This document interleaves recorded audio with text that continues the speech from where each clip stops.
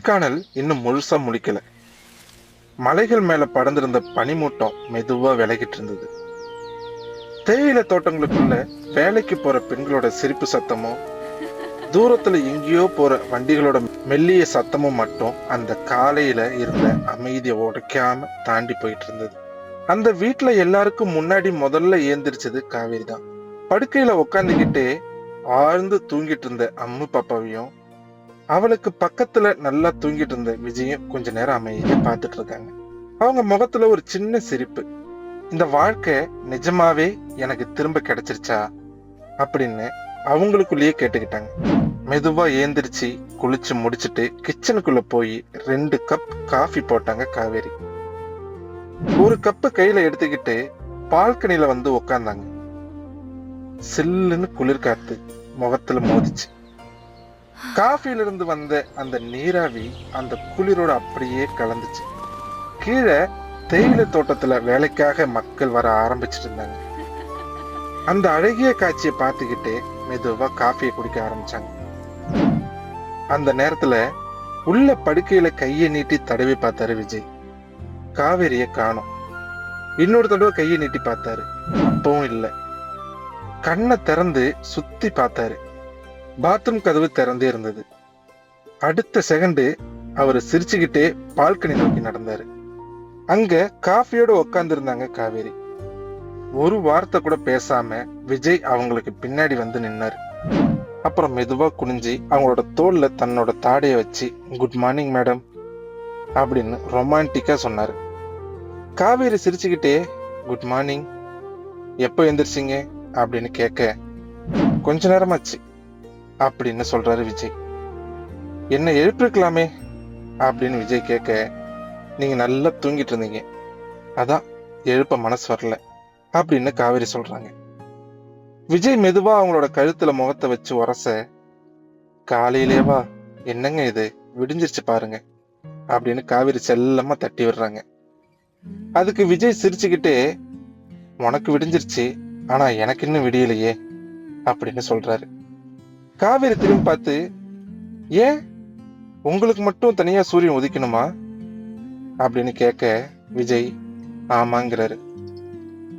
எங்கிருந்து உதிக்கணும் அப்படின்னு காவேரி கேட்க காவேரியோட முகத்தை காட்டி இங்க இருந்து அப்படின்னு சொல்றாரு. விஜய் அப்படின்னு காவேரி வெக்கப்பட உண்மையை சொல்றேன் காவேரி, நேத்து ராத்திரி நான் ஒரு பெரிய பிளானோட தான் இருந்தேன் அப்படின்னு விஜய் ஆரம்பிக்கிறாரு. என்ன பிளான் அப்படின்னு காவேரி கேட்க என் பொண்டாட்டியோட கொஞ்ச நேரம் அமைதியா பேசலாம், 5 வருஷம் சொல்ல முடியாதத கொஞ்சமாவது சொல்லணும்னு நினைச்சேன்.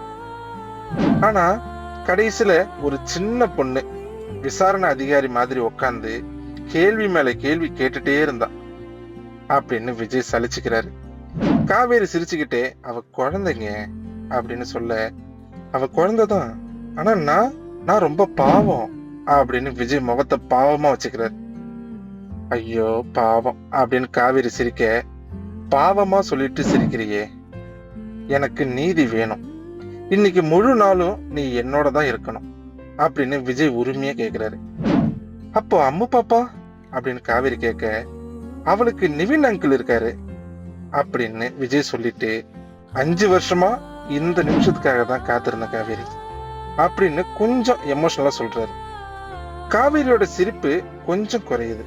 சில நேரம் என்னால நம்பவே முடியல காவேரி, காலைல எழுந்து பார்த்தா நீ பக்கத்துல இல்லைன்னு இன்னும் பயமா இருக்கு, மறுபடியும் எங்கேயாவது போயிடுவேன்னு தோணுது, நீ திரும்ப வந்துட்டேன்னு என் மூளை நம்புது, ஆனா என் மனசு இன்னும் நம்பல அப்படின்னு உருகி போய் சொல்றாரு. காவேரி மெதுவா அவரோட கையை பிடிச்சுக்கிட்டு இனிமே எங்கேயும் போக மாட்டேன் பிராமிஸ் அப்படின்னு சொல்றாங்க. பொய் சொல்லக்கூடாது அப்படின்னு விஜய் சொல்ல பொய் சொல்ல மாட்டேன் அப்படின்னு காவேரி உறுதியா சொல்றாங்க.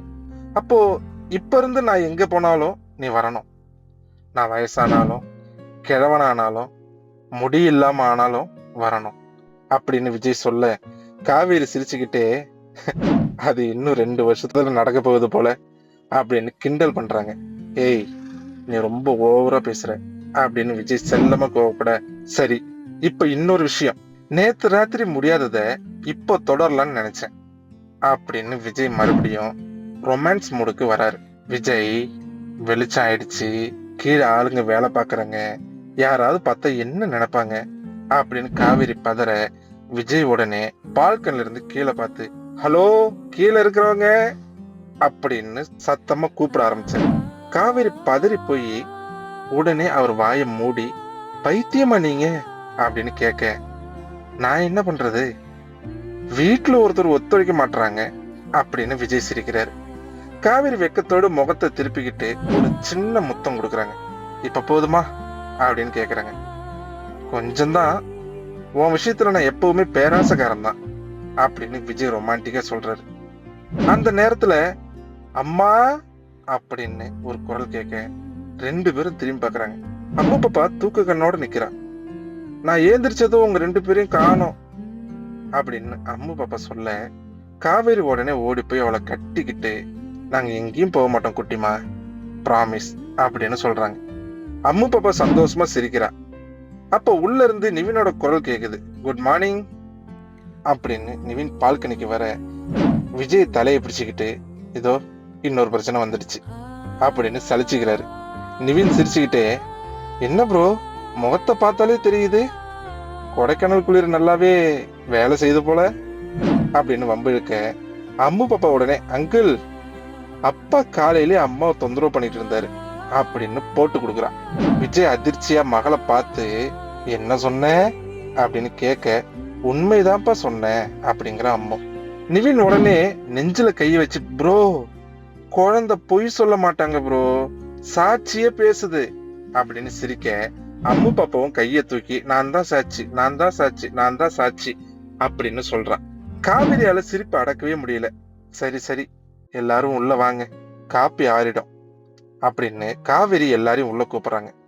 கிச்சனுக்குள்ள போய் அம்மு பாப்பாவுக்கு பால் ஊத்திட்டு விஜய்க்கும் நிவினுக்கும் காஃபி கொடுக்குறாங்க.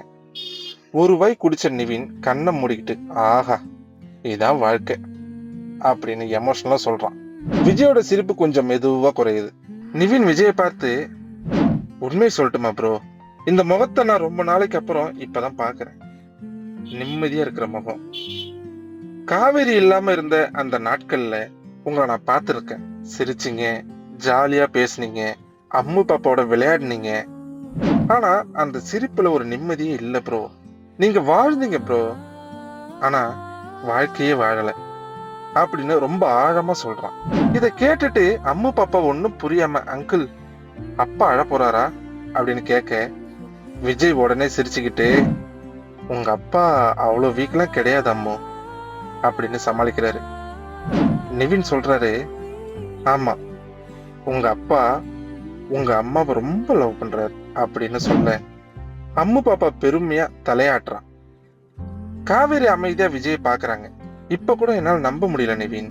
காலையில எழுந்து பார்த்தா இவ பக்கத்துல இல்லைன்னா இன்னும் பயமா இருக்கு, மறுபடியும் இழந்துடுவோம்னு பயமா இருக்கு அப்படின்னு விஜய் சொல்ல, நிவின் சிரிச்சுக்கிட்டே, இந்த தடவை அப்படி நடக்காது ப்ரோ, காவேரியை பார்த்தாலே தெரியுது உங்களை விட்டு எங்கேயும் போக மாட்டாங்க அப்படின்னு சொல்றான். கொஞ்ச நேரம் கழிச்சு நிவின் எந்திரிச்சு, சரி, நான் காய்கறி வாங்கிட்டு வரேன் அப்படின்னு கிளம்ப, காய்கறி தான் இருக்குதே அப்படின்னு சொல்றாங்க காவேரி.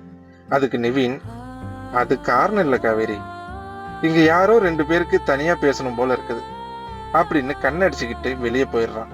அவன் போனதும் விஜய் மெதுவா கிச்சனுக்குள்ள வந்து, மேடம், உதவி வேணுமா அப்படின்னு கேட்க, காவேரி, வேணாம், உதவி பண்றங்கிற பேர்ல வேலையை அதிகப்படுத்திடுவீங்க அப்படின்னு சொல்றாங்க. சரி, நான் வெங்காயம் வெட்டவா, தக்காளி, கேரட் அப்படின்னு விஜய் கேட்க, காவேரி, எதுவும் வேணாம், அங்க அமைதியா உட்காருங்க அப்படின்னு சொல்றாங்க. அது என்னால முடியாது, என் பொண்டாட்டி இங்க இருக்கிறா, நான் எப்படி அமைதியா இருக்க முடியும் அப்படின்னு விஜய் குறும்பா சிரிச்சுக்கிட்டே காவேரி பக்கத்துல போய் நிக்கிறாரு.